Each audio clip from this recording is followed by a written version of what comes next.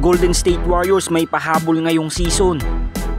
At Jonathan Kuminga balik ensayo na. So para nga sa una nga natin balita, nitong nakaraan ay pinapirma nga ng Golden State Warriors si Kevin Knox ng 10-day contract. At wala namang question sa pag-acquire dito ng Warriors dahil alam naman nating kulang ang kanilang lineup ng mga forwards. At ang isa pang dahilan ay maaasahan mo talaga si Kevin Knox pagdating sa scoring.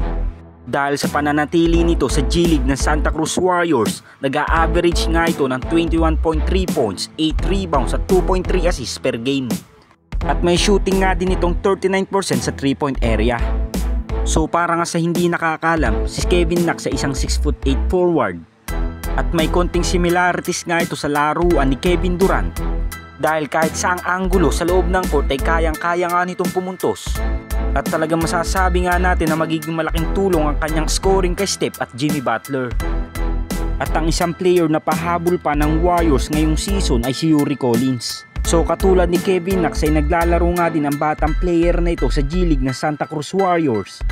At ngayong araw na to ay kabibigay nga lang sa kanya ng Warriors ng 10-day contract. Ngunit asahan na nga natin na hindi lamang ito magagamit ni Steve Kerr sa kanyang rotation. Dahil sa posisyon nitong gwardya, hindi nga ito magkakaroon ng slot dahil nandyan pa nga ang 2-time MVP na si Stephen Curry, Brandon Podziemski, Buddy Hield at Moses Moody. Ngayong kasalukuyan na may dalawang slot pa nga ang Golden State Warriors sa kanilang roster this season. At sa pagbigay nga ng Dubs ng 10-day contract sa dalawang player na ito, hindi pa nga sila totally kasama sa official lineup ng Golden State Warriors ngayong mid-season. Dahil magiging sigurado nga lang ang kanilang spot kapag binigyan na nga sila ng standard contract ng Warriors front office.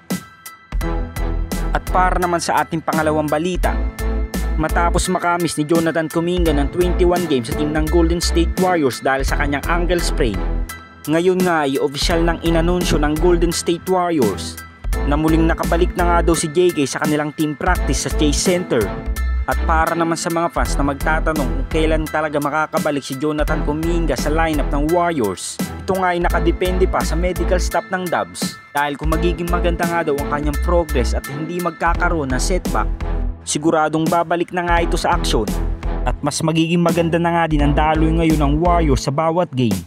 Dahil kung mapapabilis nga ang pagbabalik ni Jonathan Kuminga sa kanilang lineup, dalawa na nga sila ni Jimmy Butler ang pwedeng umatake sa pinta.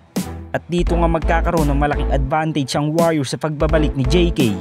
Dahil kung ikaw nga ang kalaban ng Dubs ay hindi mo nga alam kung saan manggagaling ang opensa ng Warriors. Dahil tatlong player na nga kanilang babantayan dahil nandyan nga si Steph, Jimmy Butler at Jonathan Kuminga.